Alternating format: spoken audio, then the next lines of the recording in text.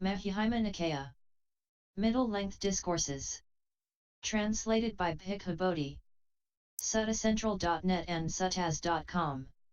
MN 83 Makhadeva Sutta. King Makhadeva. Thus have I heard. On one occasion, the Blessed One was living at Mithila in the Makhadeva mango grove. Then in a certain place the Blessed One smiled. It occurred to the Venerable Ananda, what is the reason, what is the cause, for the Blessed One's smile? Tathagatas do not smile for no reason. So he arranged his upper robe on one shoulder, and extending his hands in reverential salutation towards the Blessed One, he asked him, Venerable Sir, what is the reason, what is the cause, for the Blessed One's smile? Tathagatas do not smile for no reason. Buddha replied, Once, Ananda, in this same Mithila there was a king named Makhadeva. He was a righteous king who ruled by the Dhamma, a great king who was established in the Dhamma. He conducted himself by the Dhamma among brahmins and householders, among town dwellers and country folk, and he observed the Uposatha days on the 14th, 15th, and 8th of the fortnight. Now at the end of many years, many hundred years, many thousand years, King Makhadeva addressed his barber thus, Good barber, when you see any grey hairs growing on my head, then tell me. Yes, sire, he replied. And after many years, many hundred years, many thousand years, the barber saw grey hairs growing on King Makhadeva's head. When he saw them, he said to the king, The divine messengers have appeared, sire, grey hairs are to be seen growing on your majesty's head. King, then, good barber, pull out those grey hairs carefully with tweezers and put them in my palm. Yes, sire, he replied, and he pulled out those grey hairs carefully with tweezers and put them in the king's palm. Then King Makhadeva gave the best township to his barber, and calling the prince, his eldest son, he said, Dear prince, the divine messengers have appeared, grey hairs are seen growing on my head. I have enjoyed human sensual pleasures, now it is time to seek divine sensual pleasures. Come, dear prince, take over the kingship. I shall shave off my hair and beard, put on the yellow robe, and go forth from the home life into homelessness. And now, dear prince, when you too see grey hairs growing on your head, then after giving the best township to your barber, and after carefully instructing the prince, your eldest son, in kingship, shave off your hair and beard, put on the yellow robe, and go forth from the home life into homelessness. Continue this good practice instituted by me and do not be the last man. Dear prince, when there are two men living, he under whom there occurs a breach of this good practice he is the last man among them. Therefore, dear prince, I say to you, continue this good practice instituted by me and do not be the last man. Then, after giving the best township to his barber and after carefully instructing the prince, his eldest son, in kingship, in the Makhadeva mango grove he shaved off his hair and beard, put on the yellow robe, and went forth from the home life into homelessness. He abided pervading one quarter with a mind imbued with loving kindness, likewise the second, likewise the third, likewise the fourth, and everywhere, and to all as to himself, he abided pervading the all-encompassing world with a mind imbued with loving kindness, abundant, exalted, immeasurable, without hostility and without ill will. He abided pervading one quarter with a mind imbued with compassion, with the mind imbued with appreciative joy, with the mind imbued with equanimity, likewise the second, likewise the third, likewise the fourth, and everywhere, and to all as to himself, he abided pervading the all-encompassing world with a mind imbued with equanimity, abundant, exalted, immeasurable, without hostility and without ill will. For 84,000 years King Makhadeva played childish games, for 84,000 years he acted as vice-regent, for 84,000 years he governed the kingdom, for 84,000 years he led the holy life in this Makhadeva mango grove after shaving off his hair and beard, putting on the yellow robe, and going forth from the home life into homelessness. By developing the four divine abodes, on the dissolution of the body, after death, he passed on to the Brahma world. Now at the end of many years, many hundred years, many thousand years, King Makhadeva's son addressed his barba thus, as above, by developing the 4 divine abodes, on the dissolution of the body, after death, he passed on to the Brahma world. The descendants of King Makadeva's son to the number of 84,000 kings in succession, after shaving off their hair and beard and putting on the yellow robe and went forth from the home life into homelessness in this Makadeva mango grove. They abided pervading 1/4 with a mind imbued with loving kindness, with compassion, with appreciative joy. With equanimity. Without ill will. For 84,000 years they played childish games, for 84,000 years they acted as vice-regents, for 84,000 years they governed the kingdom, for 84,000 years they led the holy life in this Makadeva mango grove after shaving off their hair and beard, putting on the yellow robe, and going forth from the home life into homelessness. By developing the 4 divine abodes, on the dissolution of the body, after death, they passed on to the Brahma world. Nimi was the last of those kings. He was a righteous king who ruled by the Dhamma, a great king who was established in the Dhamma. He conducted himself by the Dhamma among brahmins and householders, among town dwellers and country folk, and he observed the Uposatha days on the 14th, 15th, and 8th of the fortnight.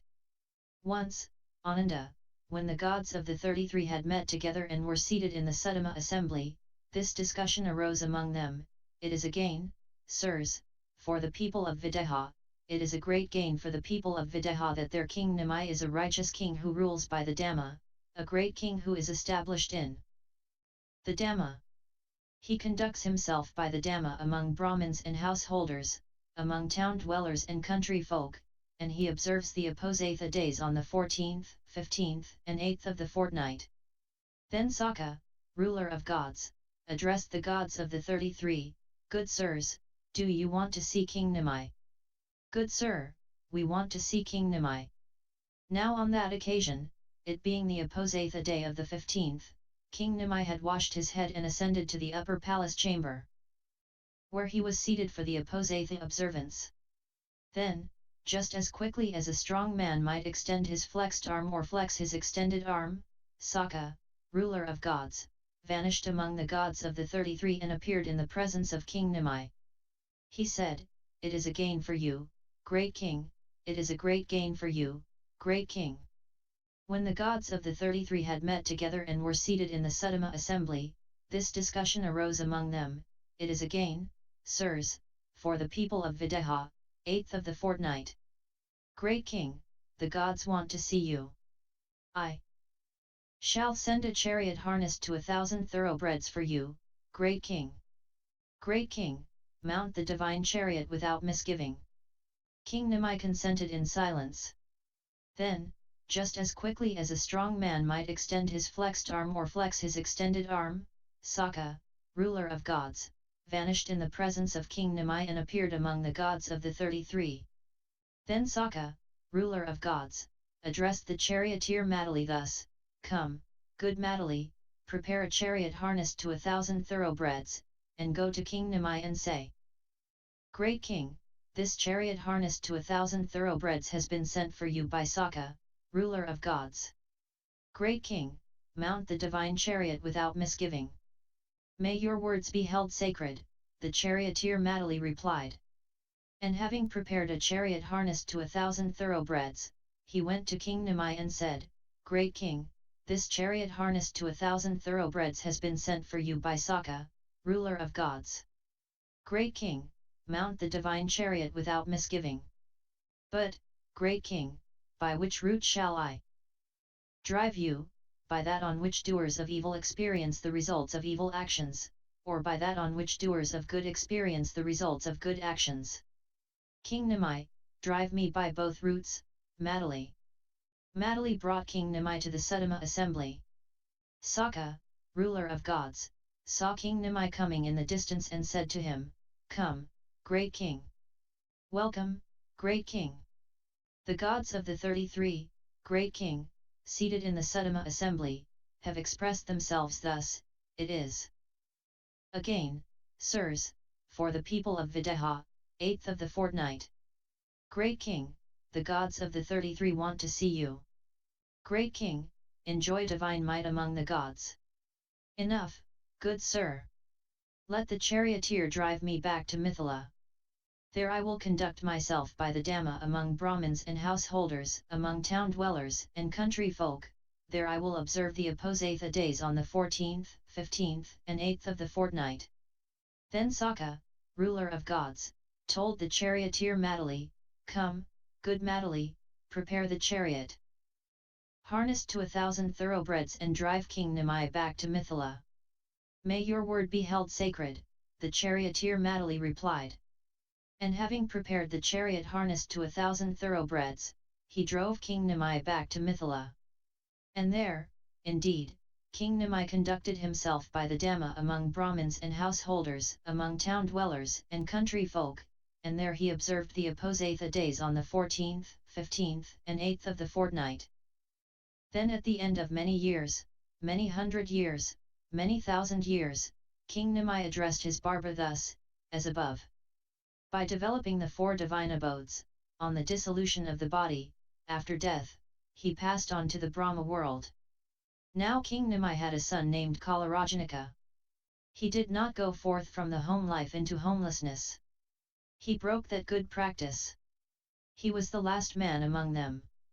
Now, Ananda, it may be that you think thus. Certainly, someone else was King Makhadeva on that occasion. But it should not be regarded thus. I was King Makhadeva on that occasion. I instituted that good practice and later generations continued that good practice instituted by me. But that kind of good practice does not lead to disenchantment, to dispassion, to cessation, to peace, to direct knowledge, to enlightenment, to nibbana, but only to reappearance in the Brahma world. But there is this kind of good practice that has been instituted by me now, which leads to complete disenchantment, to dispassion, to cessation, to peace, to direct knowledge, to enlightenment, to nibbana. And what is that good practice? It is this noble eightfold path, that is, right view, right intention, right speech, right action, right livelihood, right effort, right mindfulness, and right concentration. This is the good practice instituted by me now, which leads to complete disenchantment, to dispassion, to cessation, to peace, to direct knowledge, to enlightenment, to nibbana. Ananda, I say to you, continue this good practice instituted by me and do not be the last man. Ananda, when there are 2 men living, he under whom there occurs a breach of this good practice, he is the last man among them. Therefore, Ananda, I say to you, continue this good practice instituted by me and do not be the last man. That is what the Blessed One said. The Venerable Ananda was satisfied and delighted in the Blessed One's words. In summary, the Buddha was living in Mithila in the Makhadeva mango grove, and at a certain spot he smiles. In reply to Ananda's question on why he smiled, he tells him the story of King Makhadeva. His past life, of how he renounced the world when he was old and became a recluse, enjoining on his eldest son to do likewise when the time came. King Makhadeva developed the 4 Brahmavihara and was reborn in the Brahma world.